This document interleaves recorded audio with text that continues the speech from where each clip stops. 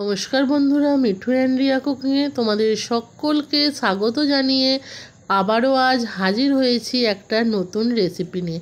আজকের রেসিপি ডিম টোস্ট।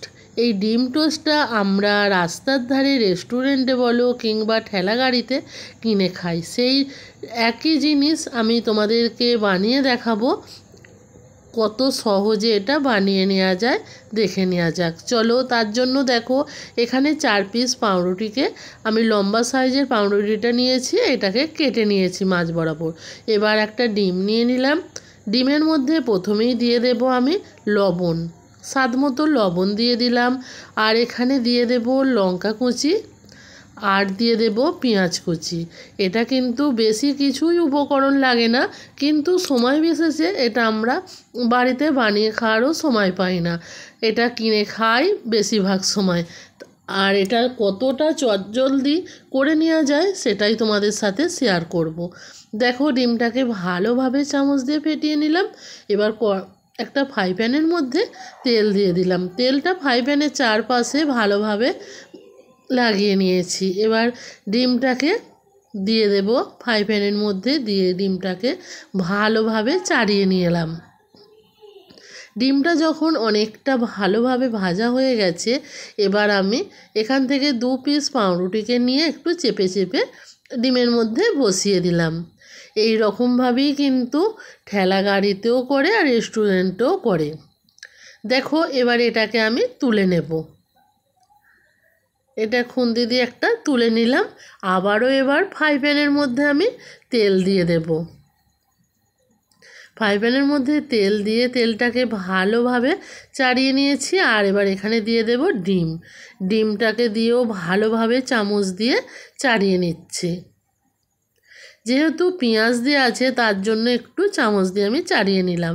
এবার ডিমটা যখন অনেকটা ভাজা ভাজা মতন হয়ে যাবে আর উপর থেকেও যখন একটু ভাজা ভাজা মতন ভাব এসে যাবে, তখন আমি যে পাউরুটির উল্টো পিঠটা আছে সেই পিঠটাকে আমি এর মধ্যে দিয়ে দেব। দেখো, দিয়ে ভালোভাবে একটু খুন্তি দিয়ে চেপে চেপে দেব। এই রকমভাবে চেপে চেপে দিলে দেখবে খুব সুন্দরভাবে পাউরুটিটার সাথে ডিমটা সেট হয়ে যাবে। এটা ভাজা হয়ে গেছে। এবার মাঝ বরাবর আমি এটাকে কেটে নেব। এই রকমভাবে কেটে নিলে এটা দেখতেও সুন্দর লাগে আর খেতেও ভালো লাগে। এবার যেদিকটা একটু করে উল্টে দেব কাটা দিকগুলো। দেখো, এইগুলো একটা পাউরুটি কিন্তু খুব সুন্দরভাবে আমার ভাজা হয়ে গেল, ডিম টোস্ট তৈরি হয়ে গেছে। এবার এটাকে আমি তুলে নেব। আমরা যখন রেস্টুরেন্টে যাই এই রকমভাবেই কিন্তু আমাদেরকে দেয়। কতটা সুন্দর লাগছে না, আর কতটা লোভনীয় লাগছে। বৃষ্টির দিনে যদি এই রকম গরম গরম ডিম টোস্ট হয় তাহলে কিন্তু সন্ধ্যার মজাটাই পাল্টে যাবে, তাই না? দেখো, কথা বলতে বলতে আরও একটু তেল দিয়ে আবারও ডিমটাকে দিয়ে দিলাম। দিয়ে ডিমটা অনেকটা ভাজা হয়ে যাওয়ার পর এখানে আমি পাউরুটিটাকে দিয়ে দেব। দিয়ে হালকা করে একটু চেপে চেপে দিলাম যাতে ভালোভাবে পাউরুটির সাথে ডিমটা সেট হয়ে যায়। এটা একদমই সাধারণ রেসিপি, এটা সবাই বানাতে পারো। আমি আমার যে সমস্ত নতুন নতুন বন্ধুরা রান্না শিখছো তাদের জন্য কিন্তু বিশেষ করে এটা আমি শেয়ার করলাম। আবারও দেখো, তেল দিয়ে দিলাম, দিয়ে ডিমটাকে দিয়ে দেব, দিয়ে ভালোভাবে ডিমটাকে চাড়িয়ে নিয়েছি। এবার যে পাউরুটির উল্টো পিঠটা আছে সেটাকে এর মধ্যে দিয়ে দেব।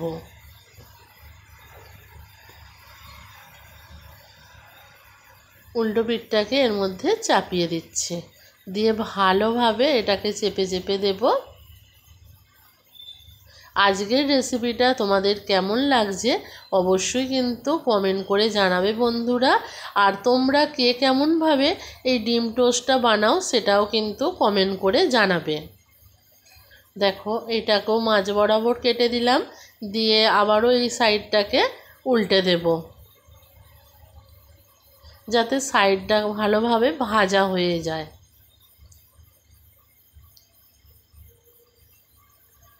একটু খুন্তি দিয়ে চেপে চেপে নিচ্ছি, আর এটাও রেডি হয়ে গেছে।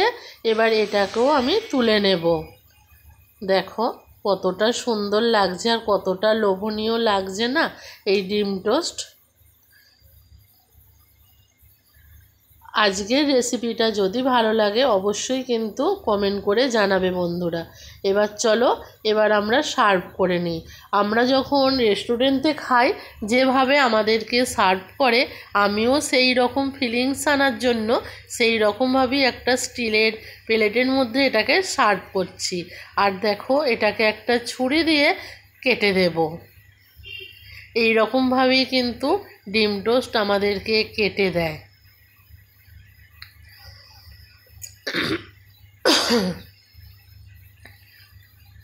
এবার এর সাথে আমি দিয়ে দেব একটু গাজর, শসা আর পেঁয়াজ, আর তার সাথে তো একটু সস থাকবেই। আজকের রেসিপিটা যদি ভালো লাগে অবশ্যই একবার হলেও বাড়িতে ট্রাই করবে বন্ধুরা। আর তোমরা যদি আমার পরিবারের নতুন কোনো সদস্য হয়ে থাকো আমার চ্যানেলটাকে কিন্তু সাবস্ক্রাইব করে দেবে। আর তোমরা যদি ফেসবুক পেজ থেকে দেখে থাকো পেজটাকে অবশ্যই ফলো করবে নিত্য নতুন রেসিপিগুলো দেখার জন্য। আজকে সাধারণ রেসিপিটা তোমাদের কেমন লাগলো সেটা অবশ্যই জানাবে। আজকের মতো ভিডিওটা আমি এখানেই শেষ করলাম। আবারও দেখা হবে পরের দিন নতুন কোনো এক ভিডিওর সাথে। ততক্ষণের জন্য সবাই ভালো থেকো, সুস্থ থেকো। আজকের মতো টাটা।